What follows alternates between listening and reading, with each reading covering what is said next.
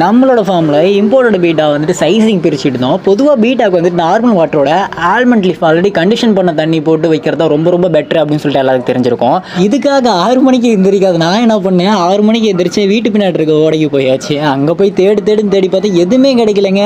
அப்புறம் அந்த இடத்துல ஒரே ஒரு மரம் மட்டும் இருந்துச்சு. அதுலேயும் பாருங்க ஒரு காஞ்ச இலை கூட இல்லை. அப்புறம் அண்ணா எங்கள் வீட்டு பக்கத்தில் ஒரு மரம் இருக்குது அப்படின்னு சொன்னால் அங்கே போய் பார்த்தா எல்லாம் பச்சை பசின்னு இருந்துச்சுங்க. ஒரு காஞ்ச இலை கூட இல்லை.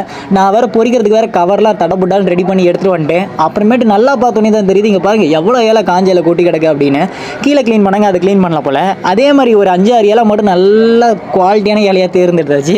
அதை எடுத்து நல்லா குண்டக்கு நல்லா கசக்கி பார்த்துட்டு எடுத்து வந்து கடைசியாக அண்டாலியை போட்டு கொதிக்க வச்சாச்சு. இங்கே பாருங்க, அது கொதிக்க வைக்கிறது மூலிமா அதில் இருக்க கெமிக்கல் சப்ஸ்டன்ஸ்லாம் சீக்கிரம் வெளியே வந்துடும். அப்புறம் கொதிக்க வச்சது அந்த இலையை மட்டும் எடுத்து போட்டு அந்த தண்ணியோட கலர் பாருங்கள் எப்படி சேஞ்ச் ஆகிருக்கும் அப்படின்ட்டு ஆல்ரெடி கண்டிஷன் பண்ண தண்ணியை எடுத்து இதோட மிக்ஸ் பண்ணி அப்புறமேட்டு பீட்டாங்க நாமளே ஊற்றியாச்சுங்க. அது மட்டும் இல்லாமல் நம்மளோட ஃபார்மில் பீட்டாவோட ஸ்டார்டிங் ப்ரைஸ் 30 ரூபீஸ்லேருந்து ஸ்டார்ட் ஆகுது. உங்களுக்கு ஏதாச்சும் வேணும்னா என்னோட நம்பர் கீழே இருக்கும், அது காண்டாக்ட் பண்ணுங்கள். நான் உங்களுக்கு ரிப்ளை பண்ணுறேன், எப்படி கொரியர் பண்ண எல்லாமே உங்களுக்கு டீட்டெயிலாக சொல்கிறேன். ஓகே கைஸ், அடுத்த வீடியோவில் சந்திக்கலாம். பாய்.